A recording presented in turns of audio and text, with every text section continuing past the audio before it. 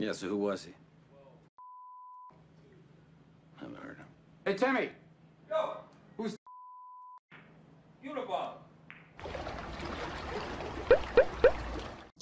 현대물리학은 아인슈타인 이전과 이후로 나뉩니다. 모차르트는 짧은 생 동안 클래식에 엄청난 충격을 주었고, 현재 우리는 스티브 잡스가 만들어 놓은 세계에서 살고 있습니다.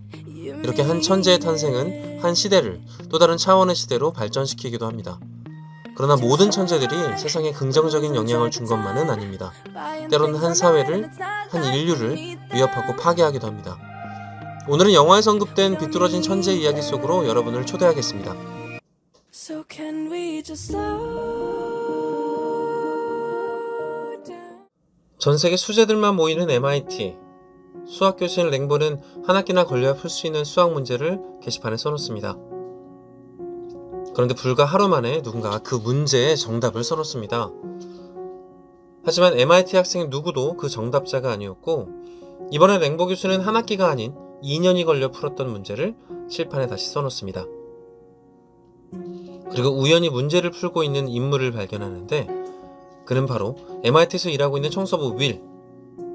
그는 한 번 본 책의 문장도 기억해서 하버드 대학원생도 말빨로 참교육시키는 말 그대로 넘사벽의 천재였습니다.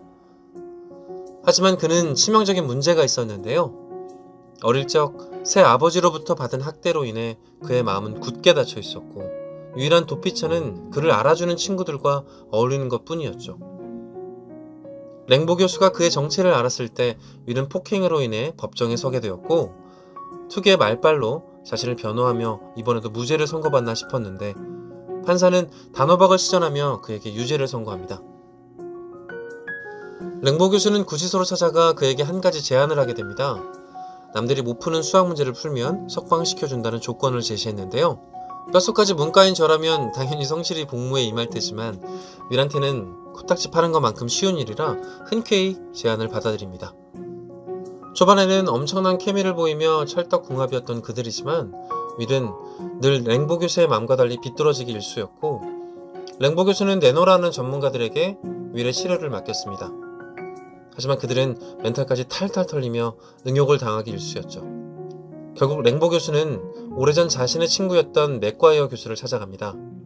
맥과이어 교수는 윌과 같은 마음의 상처를 이겨낸 인물이었고, 하늘의 윌을 알아보고 그와 첫 상담을 하고 나서 그를 받아들이기로 합니다. 윌은 몇 차례나 교수를 농락하려 했지만 역광감만 당했고, 제대로 적수를 만난 윌은 조금씩 치유가 되기 시작합니다. 그런데 성과를 빨리 내고 싶은 랭보 교수는 맥과이어 교수를 닥달하며 윌을 빨리 고쳐달라고 하였고, 맥과이어 교수는 아직 때가 안 됐다며 만류하였죠. 그렇게 둘의 갈등은 극에 달해갔고, 맥과이어 교수는 오늘 문제의 주인공인 이 사람을 언급하며 랭보 교수를 설득합니다. Hey, Jerry. In the 1960s, there was a young man graduated from University of Michigan. Did some brilliant work in mathematics, specifically bounded harmonic functions. Then he went on to Berkeley, was assistant professor, showed amazing potential. Then he moved to Montana and he blew the competition away. Yeah, so who was he? Ted Kaczynski. I haven't heard him. Hey, Timmy! Yo! Who's Ted Kaczynski? Uniball! 혹시 여러분은 아시겠나요? 영화 이야기는 잠시 미뤄두고 테드 카진스키의 일생을 잠시 살펴보겠습니다. 카진스키는 영화 속 윌처럼 불세출의 천재였지만 미국을 17년간 폭탄 테러의 공포에 떨게 한 실화의 주인공입니다. 윌과 다른 것이 있다면 그는 평범한 가정에서 자랐다는 것이죠.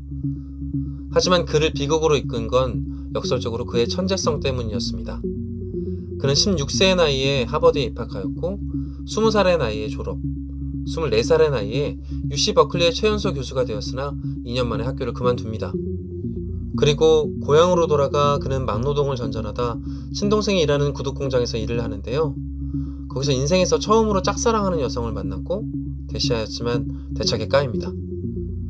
그런데 문제는 그 다음, 그녀에 대한 음담패설을 공장에 게시했고 그는 잘려버립니다.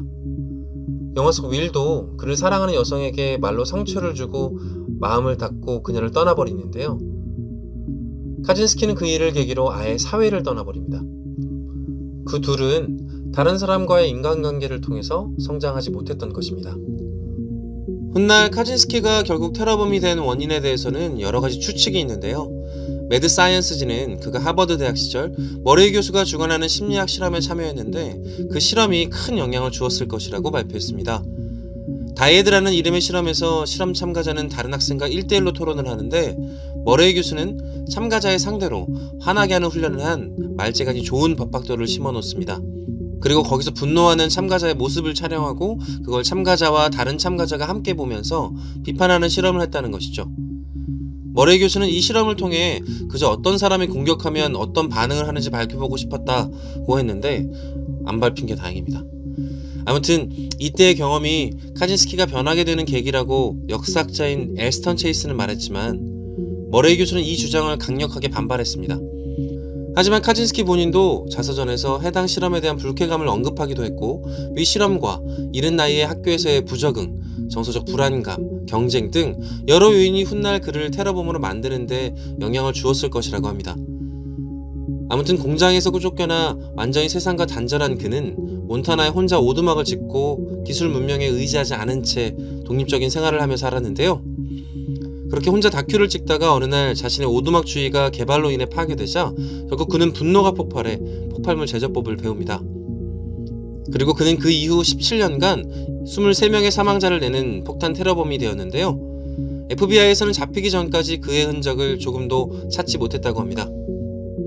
그는 폭탄의 일체의 지문도 남기지 않았고 폭탄을 우편물로 보내 대학 교수 등의 지식인들과 항공사에 보냈는데 이걸 또 미국 각지에 뿌리고 우표도 오래된 것을 쓰는 치밀함을 보입니다. 이때 그가 주로 대학과 항공사에 폭탄을 보낸다 하여 그는 유나바머라는 별명을 가지게 됩니다. 천재가 폭탄을 만들면서 계속 업그레이드를 하고 추적도 피해가니 FBI는 실마리를 하나도 못 찾는 굴욕을 얻게 되는데요. 정말 우연한 일로 그는 검거됩니다.